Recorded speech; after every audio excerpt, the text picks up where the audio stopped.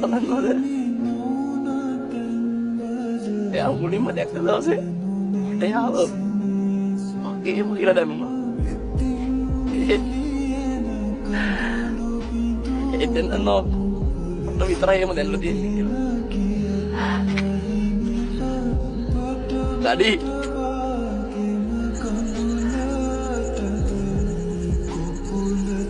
අල් පූජා කරලා කියපන්.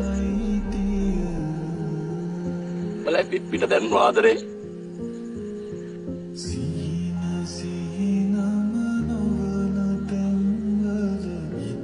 කවදාවත්